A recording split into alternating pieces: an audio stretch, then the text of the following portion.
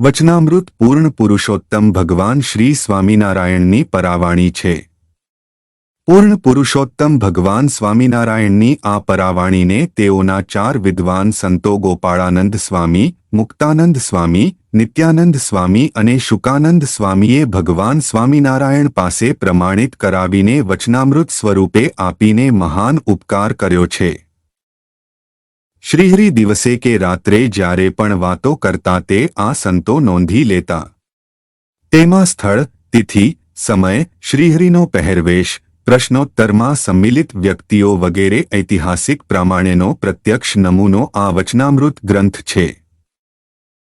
વચનામૃતનો મુખ્ય પ્રતિપાદિત વિષય અધ્યાત્મ જ્ઞાન છે। તેમાં ધર્મ, જ્ઞાન, વૈરાગ્ય અને ભક્તિ એટલે કે એકાંતિક ધર્મનું સુપેરે નિરૂપણ છે। તેની સાથે કરતા, સાકાર, સર્વોપરીને પ્રગટ ભગવત સ્વરૂપના મહાત્મ્ય જ્ઞાન સાથે નિશ્ચયની મહત્તા, અક્ષરધામના પરમ સુખની છતી દેહે પ્રાપ્તિ, તેમાં આવતા વિઘ્નોની ઓળખ, જીવોના આત્યંતિક કલ્યાણ માટે ભગવાન અથવા ભગવાનના અખંડ ધારક પરમ એકાંતિક સંતની આવશ્યકતા, અક્ષરધામ સિવાય અન્ય સર્વે લોક, તેના વૈભવ વગેરેનું નાશવંતપણું, પંચવિષયની તુચ્છતા, દોષરહિત થવાને માયા પર થવા અક્ષરબ્રહ્મ સ્વરૂપ સંતની અનિવાર્યતા વગેરે અગણિત વિષયો પર પરબ્રહ્મ પુરુષોત્તમ નારાયણનું શ્રીમુખનું અમૃત વરસ્યું છે। ભગવાન સ્વામિનારાયણે વેદો, ઉપનિષદો, રામાયણ, મહાભારત જેવા ઇતિહાસ ગ્રંથો, શ્રીમદ ભાગવત આદિ 18 પુરાણો વગેરેનું દોહન કરીને આ વચનામૃતોમાં સારભૂત તત્વ પીરસ્યું છે।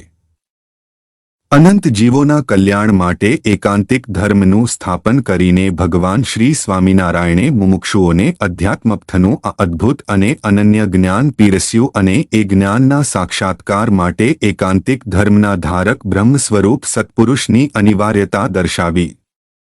શ્રીહરિએ વચનામૃત ગઢડા પ્રથમ 60માં કહ્યું, આવી રીતનો જે એકાંતિક ધર્મ તે તો જે એવા નિર્વાસનિક પુરુષ હોય અને જેને ભગવાનને વિશે સ્થિતિ થઈ હોય તેને વચને કરીને જ પમાય પણ ગ્રંથમાં લખી રાખ્યો હોય, તેણે કરીને નથી પમાતો અને કોઈક સાંભળીને તેવી વાત કહેવા જાય તો કહેતા પણ આવડે નહીં।